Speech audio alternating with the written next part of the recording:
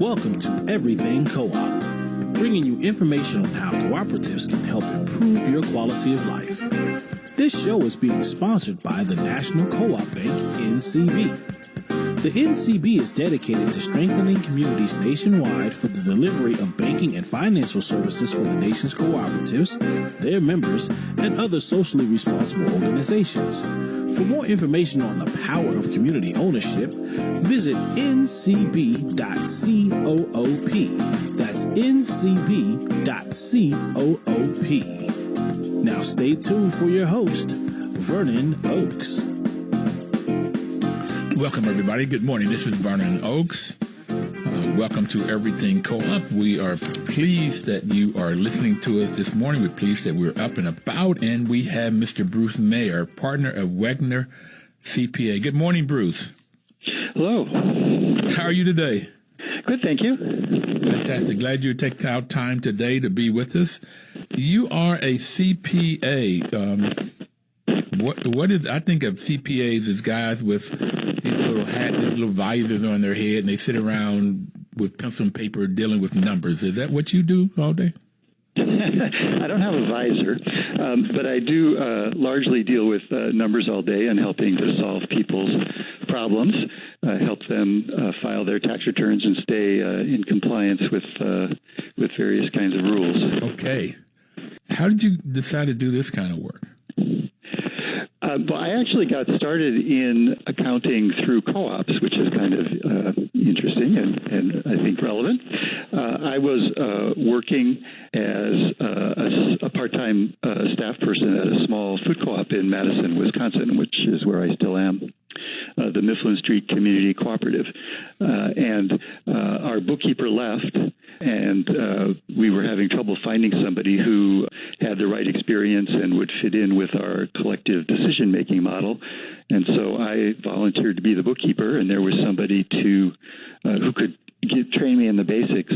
And then they made it a condition of moving me to that position that I take 2 semesters of accounting, and I fell in love with it. And ended up going back to school and getting my MBA in accounting. So, wow. I've heard of people say, I learned a lot in the co-op and I applied that to my personal, budgeting and savings and working together. And so I've heard that, but I've never heard anybody say, I started working in the co-op in this field, and then that became my career. That's neat. Yes, I have actually an undergraduate degree in botany and had a lot of math and so forth, but no business experience whatsoever. So it sort of opened my eyes to take the accounting classes and learn about that aspect of business, and I really loved it, and I realized that I was better at helping people solve those sorts of problems than I'm not such a people person that I'm good at group dynamics and making board meetings better and things like that, but I can help people solve accounting tax related problems. Yeah, we have a similar background in that I have a bachelor's and master's in math, and so I had a friend of mine when I was teaching math. He asked me to do his accounting, if you will, keep the books. I didn't like it. So that was, I thought I might even go into it. And I had one interview after my MBA, and I just said, no, I don't think that, because I like the people side and I like being out with people. And I couldn't see myself in this little desk with the visor on dealing with the numbers all day long. But you got your... Yes, and success in accounting does require, dealing with people and helping them, understanding their problem and helping them solve it. But you do also spend a lot of time by yourself, manipulating numbers and reading, tax code and things like that. And that's certainly not for everybody. True. So how old were you when you were at the food co-op in Madison? I was in my mid-20s. I had gotten that undergraduate degree and then decided not to go to graduate school and was basically hanging out and had started volunteering at the food co-op and then got the part-time job there. So I was in my mid-20s. So I started in public accounting when I was 29, which is a little later than most people do. Well, you found your love. You found your passion in co-ops. That's fine by working with and through co-ops. So wonderful. So you are a certified public accountant. And what is that for people out there that may not know what you all do and how you become a CPA? Sure. Yeah, a CPA is a license that's generally regulated by your state, and so you need to have passed the CPA exam, which is a pretty comprehensive. If you put it all together into one test, it would take a day and a half. And in order to be qualified to sit for that exam, you have to have basically 5 years of college now, essentially the equivalent of an MBA, in order to be able to get that. And so once you have it, you are able to be part of a CPA firm or go off on your own, and you're able to sign tax returns, which the IRS regulates who is allowed to be a paid preparer on a tax return, and then also that you can issue audits and reviews of financial statements. So on a day-to-day basis, what CPAs are doing is working with individuals and businesses to look at the financial reports that they have, and then generally accomplishing a goal like getting a tax return done, or if they have a requirement to have an audit or a review of their financial statements, getting that done so that it can be given to a bank or a regulator or whatever. And then in other cases, CPAs are helping look at a business and help analyze how things are going. Are expenses too high? Is there some way to improve the margin? Things like that. So there's a wide range of things that people do, even beyond what I just mentioned, but that's generally what CPAs are doing. So you mentioned a couple times an audit versus a review. What is that? Sure. And the word audit always scares everybody. When I say that I do audits, they immediately think that I work for the IRS, which we don't. Okay. We're helping protect you from the IRS, hopefully. But an audit or a review is looking at the financial statements of a business, which are the balance sheet, income statement, statement of cash flows, and some footnotes that describe the financial results of that business. And the CPA comes in and examines those. So an audit is a higher level where we're looking at underlying details, and then a review is a lesser level of scrutiny, but still taking a look at the financial statements to see if there's any potential errors or misstatements in those. And then we put our report on it, saying either in a review that we're not aware that there are any problems in the numbers, or in an audit, actually giving an opinion that it's a fair presentation of the financial information. So it's a fairly specialized thing, but many organizations, many nonprofits are required to have those to meet state regulations if they're above a certain size. And oftentimes larger co-ops need those either to assure their members that things are being done done correctly, or that they have outside loans, that they have lenders that want to see a review or an audit, or if they're issuing securities, like if they have preferred shares, and sometimes even member loan programs, the state that they're residing in may require them to have an audit of their financial statements. So it's basically helping people stay in compliance with regulations, and then assuring the lender or the members that the financial information is accurate. So, being a property manager, and that's where I learned about co-ops, I find audits are very, very helpful to make sure that my clients, the co-op or condo, they know that we are doing things, that somebody's looking over our shoulders to make sure we're doing things properly. So that's why I like audits also. Oh, absolutely. And I've found that in cooperatives, when it's a small group, say a worker co-op of 6 people, they don't really need that, because everybody can take a look at the numbers and feel comfortable that they have a personal feel for it. But if you get a worker co-op with 100, 200 or more people, obviously many of those people are not at all involved in the financial information. But their livelihood depends on this business, and the patronage dividends they're allocated and so forth are dependent on the numbers being fair and accurate. And so having an auditor review when a co-op gets larger can help give everybody confidence that things are being done correctly. They're not being taken advantage of. So I had not thought about this so clearly. You mentioned patronage dividends, but for people out there in the audience, that a patronage dividend is like your bonus at the end of the year, or it is, if there's profit, how much the co-op decides that they are going to give to the members, how much, and the members make that decision. And that if you have $100 in profit, how much of it stays in the business for growth, how much of it goes to social responsibilities out in the community, and how much goes back to the members. So the members help make that decision, but those numbers have to be correct to make sure that none of it is leaking out anywhere, so that people can get their deserved dividends or bonus at the end of the year. Did that summary kind of correct? Oh, yes. And it follows, one of the co-op principles that profits should be allocated based on the work that somebody does or the business that a member does with the co-op, that you're doing your allocations proportional to that as opposed to proportional to ownership, which is the traditional model for a business. So certainly, everybody wants to make sure that they understand how that formula works and that they all agree in advance that it's a fair way to allocate things, and then that it's accurately executed. So you come in with that is actual, that everything is accurate. And that principle, by the way, is the third principle, member economic participation. So there's normally some buy-in. Food co-ops, I've heard, is $100, maybe $10 a month or something.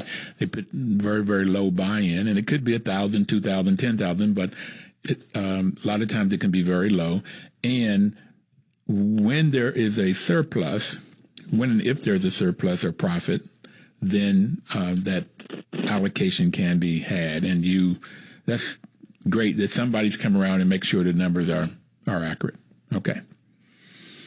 And there's a total of 7 principles. We may get through those before we finish here today.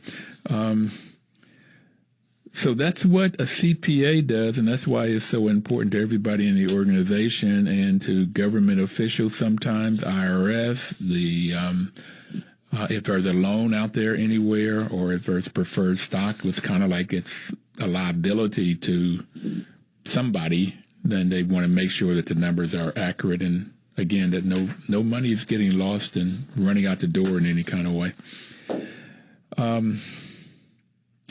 Let's see, there was something else that you mentioned. I don't have it here, but I'll come back to it. Oh, balance sheet. I have found, Bruce, that the balance sheet is more important than the income statement, and most people think of the income statement of the income and expenses as the most important thing. What do you think about that statement? Sure, and that's one that professional accountants think about a lot because the income statement is intuitive to most people. You understand that money is coming in, for the revenue of the business, and then that money is going back out again to pay. Okay, I need you to. I'm sorry to cut you off, but I need you to stop there, and we'll come back on this, the difference between a balance sheet and income statement after our first break. We'll be right back.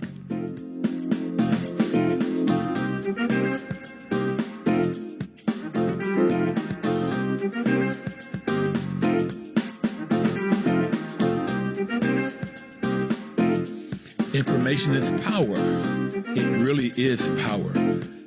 But it's stored power. You only get the power, the use of the power, when you get into action. You have to strike that match, and that match is action to get the power in everyday life. It's doing something. So the National Co-op Bank is sponsoring this program to give you information about cooperatives, so that you may go and start one yourself or get it for a group of people, 3, 4, 5 people, and start a co-op to solve some community problem, or go find a co-op, whether that's a food co-op, housing co-op. Now, you might be like Bruce Mayer, who's our guest today, who went and volunteered at a food co-op, and he got his career. Maybe I started to say you got your life, Bruce, but you got your career out of volunteering at a food co-op. And before we took break, Bruce, we were talking about the difference between balance sheet and income statement, and you were saying that income statement, the money that's coming in and the money that's going out, is intuitive. Let's go from there. Sure. But then the balance sheet of an organization is not so intuitive, because it sums up the total of the assets, which is cash and money owed to the business and buildings and equipment and things like that, and then subtracts the liabilities, which is what you owe on those things, loans or day-to-day payments that need to be made for things like utilities and telephone. And then the remainder there is the equity or investment that the members have in the co-op. And so it is very important, because it tells you about how much debt that the co-op has, and that, whether there's lots of... it must be a bad line here, I'm not sure. But it tells people about how much money they owe to outside parties, and how much of their money is tied up in things like equipment and building. Okay. So what I've got is a very simple, I say assets and your liabilities must equal. That's what the balance is all about. And assets are what you own, and that, yes, you own some cash and you own some buildings and some equipment. And liabilities are what you owe, and that's owed to other people in terms of notes or loans or mortgages, and then what you owe the shareholders in terms of equity. And that's the only way I've been able to explain it, to where I can get most people to understand that own and owe. And they kind of sort of get that, as opposed to assets and liabilities. But that's why it's so important. Yes, and that the assets are what the business controls, that you can put number amounts on, and then those assets could get divided out in what you owe to other folks and what you own by the members. Mm-hmm. Okay, so that's your background, your life story, and what you are doing, at least not your life story as it relates to your career. But how did you end up in Wegner? Sure. Well, after I had graduated with my MBA, my interest in co-ops is more with things like food co-ops, housing co-ops, and I guess what are considered more alternative co-ops. And the only opportunities to work with a co-op related firm in the Madison area was one that worked with large agricultural co-ops and so forth, and that just didn't personally interest me. Mm-hmm. So I started working at Wegner CPAs because they did a lot of work with nonprofit organizations, and also just a little bit with co-ops. And so, I'm also interested in social change and making the world a better place. And so thought that using my accounting skills to work with nonprofits would be a good thing. And public accounting, it takes a long time to get good, even though you have a degree and an advanced degree. It still takes you at least 3 to 5 years of working to be able to really help people. And so after that 3 to 5 years, I still had contacts in the co-op world, and sort of bit by bit started working with more and more co-ops. Initially, everybody in Madison, and then later on with co-ops outside of Wisconsin. So I think if I had the wisdom that you just talked about, is that you wanted to use your CPA to help social change, to help make the world a better place. I think if I had that view, I might have gone into accounting. But my view of accounting and what was laid out to me in those first 3 to 5 years was just in the room taking the numbers. And as I've worked with accountants and CPAs and auditors, I can get a sense that some are more on that lean towards social change, social responsibility than others. Some are just numbers. Some are more people-oriented. So you may be more people-oriented than you think you are, or what you just first said. Okay. Sure. Well, and I love working with co-ops. One of the things that didn't occur to me when I first started, were things like the purchasing co-ops that I work with, where businesses get together to help improve their buying power, and so it allows things like independent pharmacies to still exist.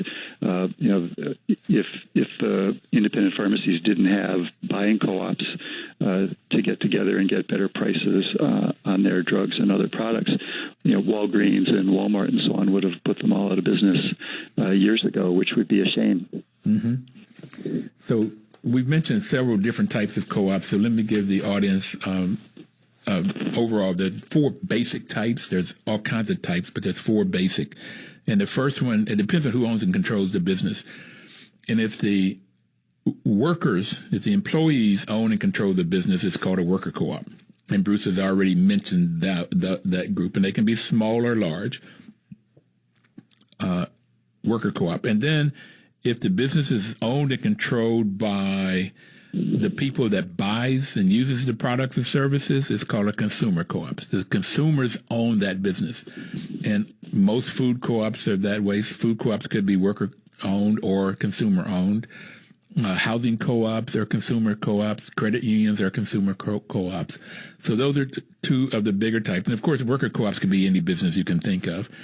And then you have purchasing co-ops. And a lot of farmers have used this so that farmers would get together and create a company that would go buy the things that they need so they can produce whatever they're producing, their seed, their fertilizer, their gas, equipment. And that company got better at purchasing, and so they could get and bought in volume, so they could get a better quality, normally for a lower price. So that purchasing co-op, groups of people, and artists are beginning to use those now.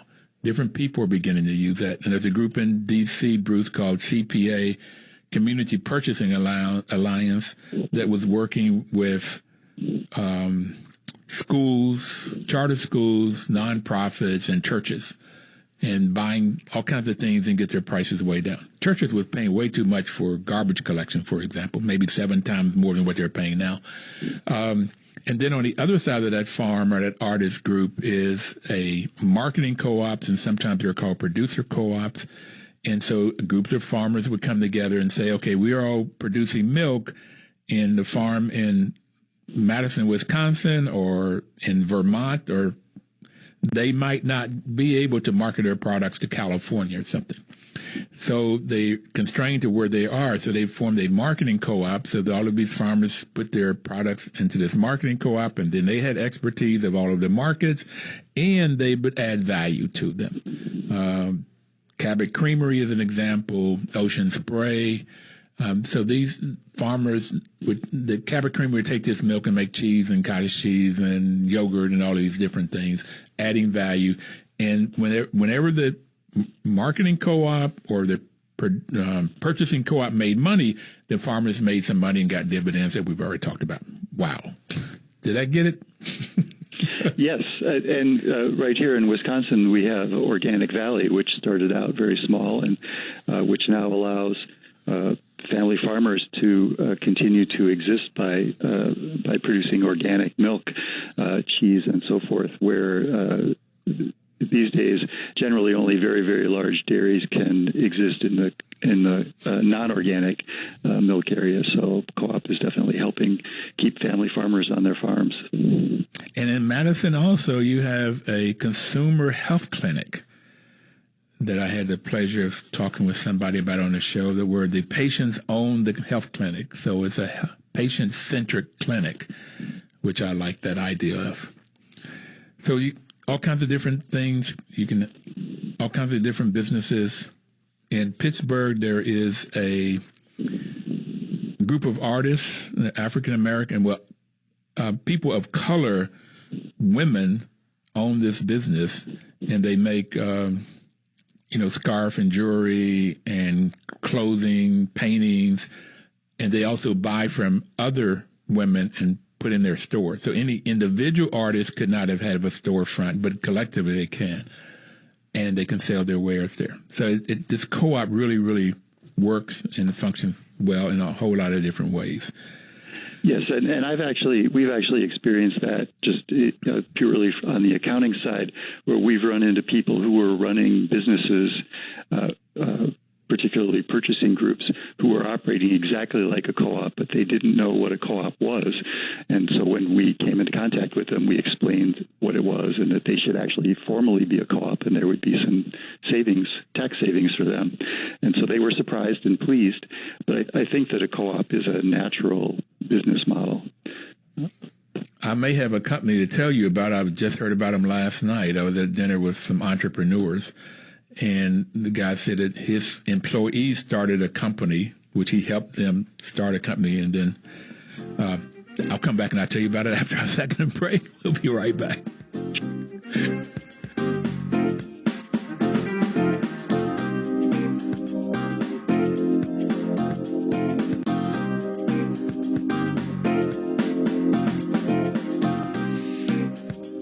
Welcome back, everybody. This is Vernon Oakes, and the program is Everything Cooperative, and we have Mr. Brooke Mayer on the phone. Bruce, I was telling you about, I was with a friend of mine at a dinner. A group of entrepreneurs get together once a month, and we talk about we're all in different businesses. There was 8 of us around the table last night, and we all had similar problems. So this one gentleman was telling the group that his employees, he has a solar, they deal with solar panels and energy. And his employees, he helped them to start another business. And he is given, and now he gives them business. And I was saying, why didn't they start a co-op? Because it sounds like a co-op. So I was talking about the radio program. That's how we got into that. But I didn't know they would be tax savings if they became a co-op. So there might be a reason for them to do this. So I may want to put you two together if that's okay. Sure. Yes.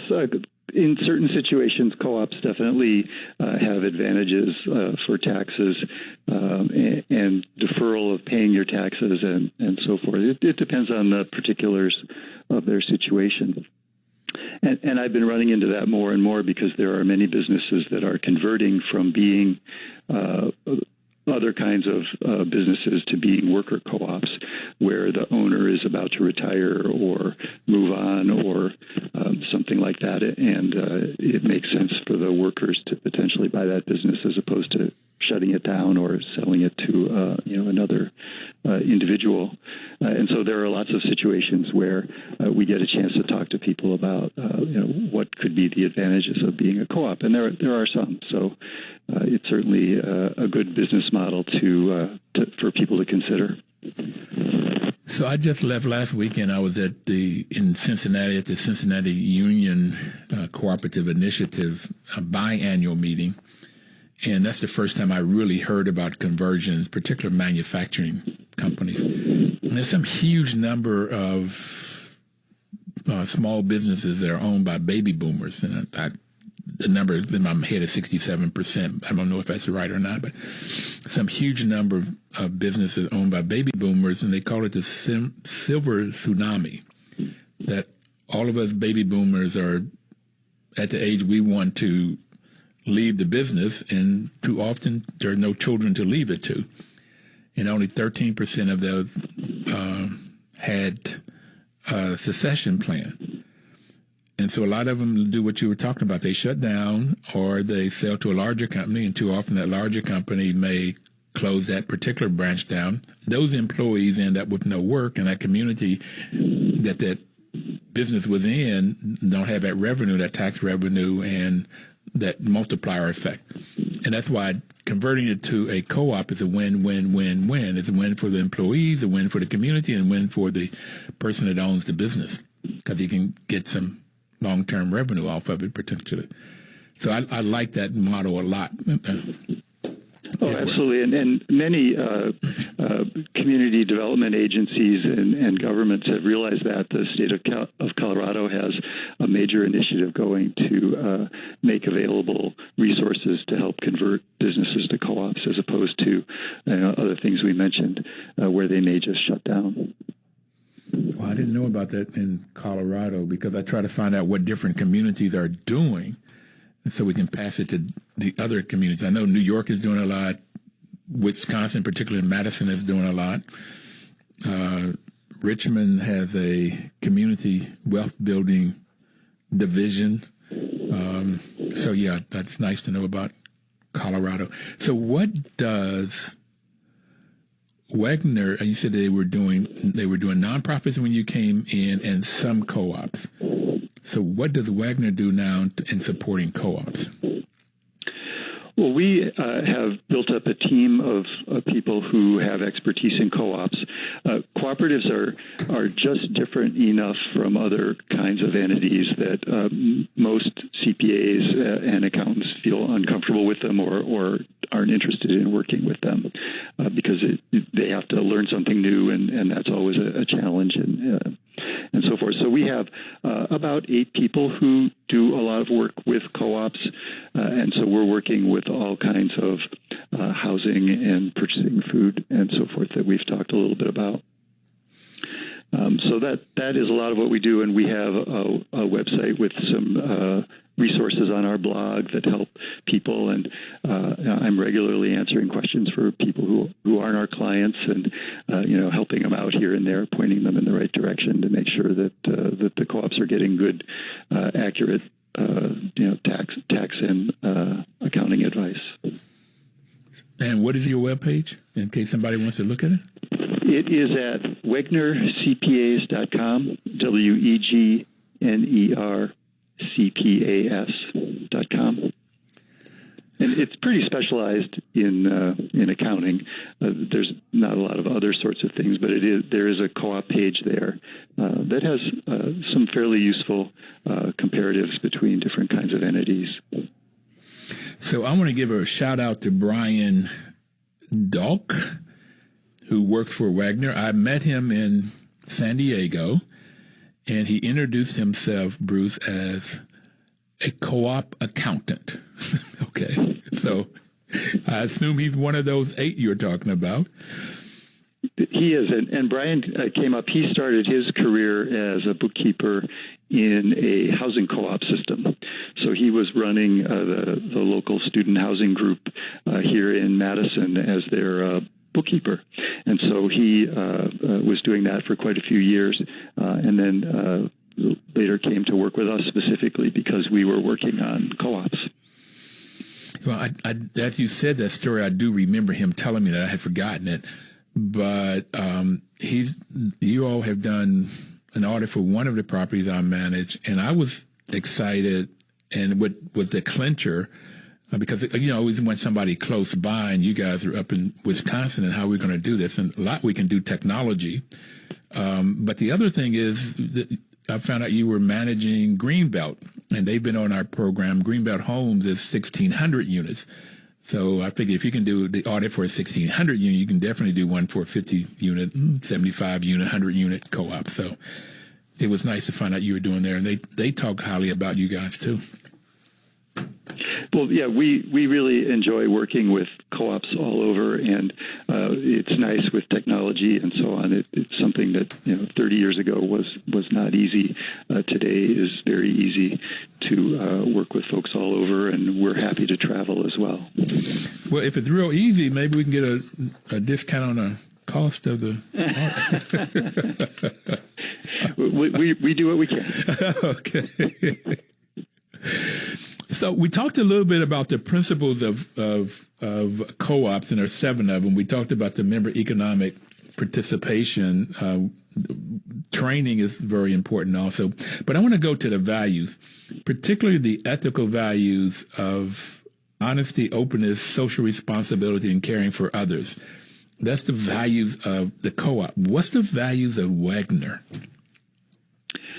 Well, we do have a value statement and so on, and we are not a cooperative, but we certainly talk about putting our employees first as far as making sure that we're valuing them and that we're doing the right thing. When you're a CPA, it's very important to make sure that you're being ethical and giving people good advice. And everybody makes mistakes, and in accounting, you realize that maybe more than other places where you forgot something or you didn't calculate something right. And when you find those mistakes, if they've affected a client, you need to go back to them and say, we made a mistake. Let's make this right. So we feel like that's a very important value. That's hard to do. At least I have found it hard to do. But we're all human, and therefore nobody's perfect, and we make mistakes. And when you find you made a mistake, to go back to that board and say, here's a mistake we made. This is what it cost you. Here's how we can solve that. Yeah, it's hard to do, but it's a great value to have. I'm glad you do that. And fortunately, we haven't found any mistakes that you've made.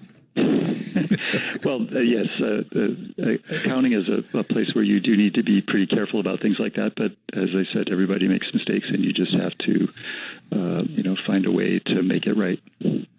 So going back to value, I like in your statement, you talk about the golden rule. So what is that? How do you do that in your business? Treating people the way you want to be treated? Well, I think that, although, as I said, we are not a co-op, we do solicit input from our staff regularly, and we have committees of our staff that, give input on things so that we're not making, decisions without everybody having had some ability to take a look at an issue and give input. One of the things in an accounting firm is that it's easy to grow by going out and finding clients who are maybe less than ideal to work with. And so our staff likes to make sure that we're not just doing that to bring in more revenue, but that we're bringing in clients that make sense for our expertise and also that don't present any problems to work with. There are certainly people out in the world who want to cut corners and cheat the IRS and so forth, and we have to make sure that we're not working with people like that. It's not good for your business. Well, I wish I had learned that earlier in terms of, you call it intelligent growth. That there's when I took on property management, there are some business I would not take. I always told in proposal, whenever we sat down with the board, if you don't want to do things according to federal law, state law, in this case DC, your bylaws, your whatever you say, your policies and procedures and house rules, if you don't want to do things that way, then please don't hire us. And I would say that. And sometimes what would end up happening was the board that hired you changed, and the new board may not want to do that. So, and then the ones I've gotten in trouble with is normally has been a board change. Mm-hmm. And so, yeah, I think that's extremely important. I would have wished I did. I'm closing my property management business down, Bruce. I don't know if you know that or not, at the end of this year. And I've been doing it for 26 years, and I wish I had known that at the beginning of it. It would have saved some trouble. Well, it's harder to implement than it is to say, certainly. But it's actually one of the reasons I love working with co-ops, because my experience in co-ops is almost uniformly that everybody is very ethical and wants to get to the right answer and is not wanting to cut corners to save taxes and so forth. They just want everything to be right. And so that's not something that you necessarily find in all small businesses or, even it's not common, but occasionally you run into nonprofits who have that sort of view too. But co-ops have been really great to work with. And I think that people do take those co-op principles seriously. So it's another reason that we like working with co-ops. That's the ethical value. That's why I said those first for co-ops. And I have found the same thing. I've also found that the ones that cause trouble, and it may be a very small amount, because even like in housing co-ops, HUD had found that there's just so few of the units that they have, the properties that they have funded, ended up in foreclosure or anything like that. Very, very few. And though the ones that do end up in trouble just cause a lot of trouble because they become political animals. They all of the good things that happen, social wealth and financial wealth, and it's usually somebody, and it may be bodies in the co-op that would want to do things incorrectly, and therefore it what HUD people said, and I have found it just takes up a lot of time when you find yourself in that circumstance. We're going to take our last and final break, and this is great talking about accounting and how you can help people and organizations through the numbers. So this is really exciting. We'll be right back to continue this conversation. Bruce, please don't touch that dial.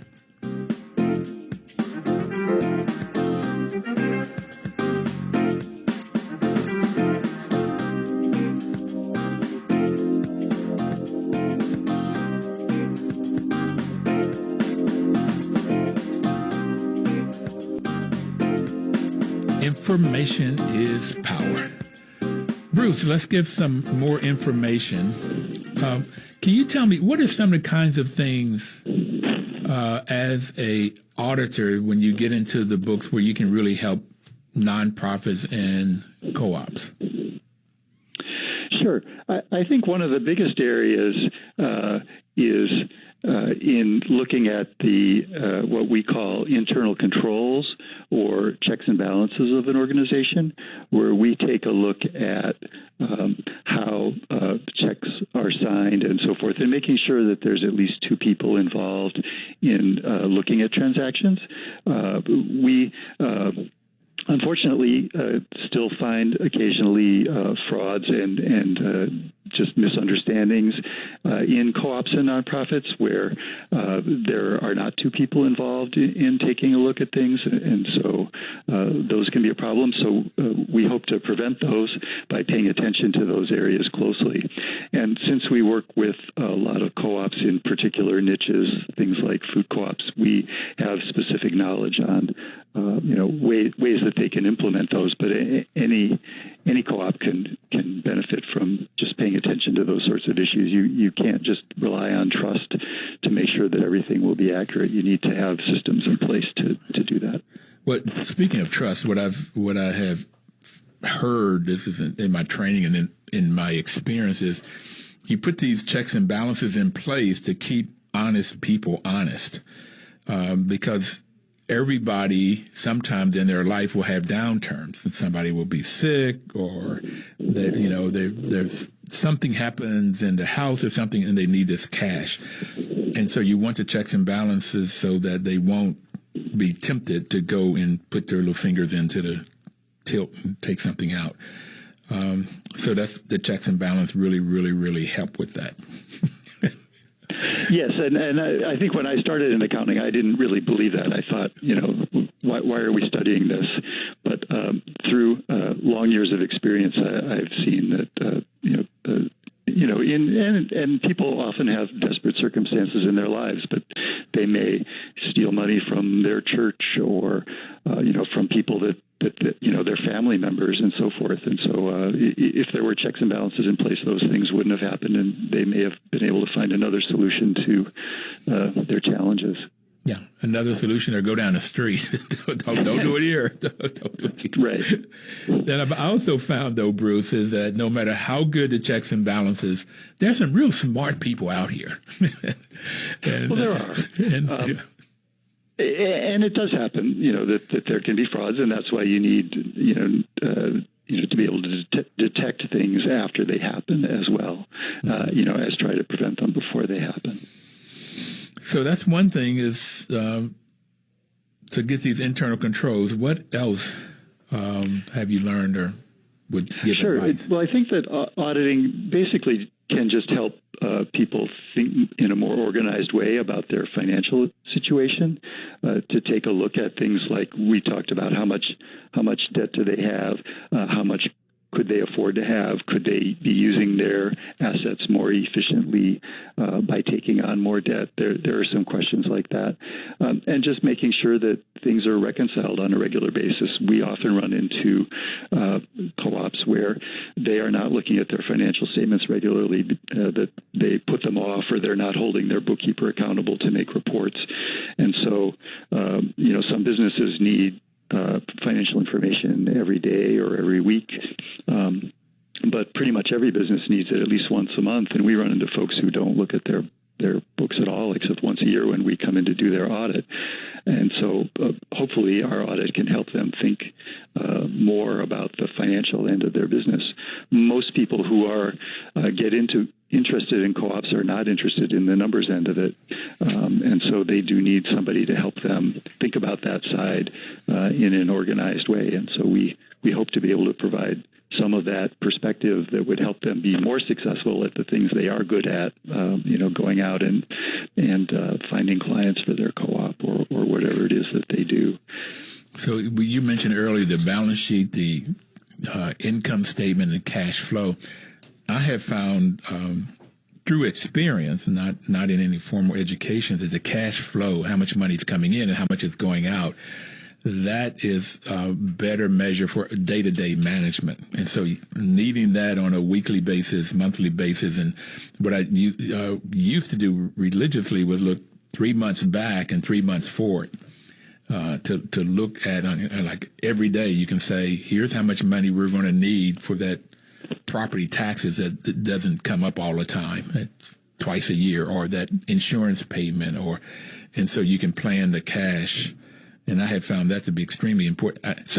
This thing where nobody looks at the reports but once a year, I can't even phantom that. I got you get it. You've seen that. Okay. Okay. And in terms of the balance sheet, cash flow, and income statement from a management standpoint, what have you seen works best? Like I found the cash flow, or what do you advise people is best in using that for management? Well, I think that a lot of managing does focus on the income statement, and that's certainly very important. If you're growing your sales or revenue number, generally it makes the business easier to operate. And if you're controlling your expenses, again, that typically means that you're able to pay yourselves more, or have more profits to be able to share with the co-op if you're effectively managing your income statement. But again, longer term management does involve looking at your balance sheet and how much debt you have, how much receivables do you have, are you not paying your bills on a regular basis? That sort of thing can help. The cash flow statement is most important when cash is very tight, which many co-ops do operate with very tight cash, and so they need to take a look at the cash coming in, not just the income statement, but are we collecting our receivables on a regular basis? Can we put off paying somebody for another few days or a week if we need to, and so forth? So managing your business through all of those statements is important from different time frames. The cash flow statement being really the most day-to-day, income statement a little bit longer term, and then balance sheet yet longer term than that. Okay. So I noticed on your webpage that you talk about putting people first. And I have it that in the capitalistic model, you say you're not a co-op, but a lot of these values seem like you're a co-op, you operate like it. But a lot of capitalistic model, they're interested in three things: profit, profit, and profit. In a co-op model, they're interested in people first, planet second, and profit third. And you have putting people first. How have you found both you're working, because you're not a co-op, you're more in a capitalistic side of organization or partnership or LLC, and how have you seen those companies that put people first operate compared to those companies that put profit first? Well, I think that, putting people first, in that case, we're referring to the people who work here. Mm-hmm. And so we want to make sure that they, are valued here, that, we ask for their input, that we're still small enough that, people can walk into talk to whoever they want to if there's something that needs to come up, and that we listen and change things. That we try. Public accounting is a fairly deadline-driven and can be a stressful business, and so we try to make time for people to have parties and people. We'll sponsor an event like Everybody Goes Out Bowling as a fundraiser for a nonprofit, and so we'll pay for everybody to go do that, and make sure that people like where they work. One of the things I've read is that satisfaction with your life and your job can be related to the fact that you know and like people that you work with. Mm-hmm. So we try to make it a place where that can happen. Absolutely. So you pretty much have found that through your reading and your experience, and putting people first has a payoff. Oh, well, and it does, because then, turnover, public accounting is notorious for people leaving after 2 or 3 years, and we have a much, much lower turnover rate than that. And so it's extremely expensive when somebody leaves and you need to replace them. And so keeping somebody here, rather, and keeping them happy, can be good for them because it's stressful to change jobs, and then it can be good for us because we're not having to retrain somebody every year. So I know you said you had 8 people in the cooperative side. How many people total work for Wegner?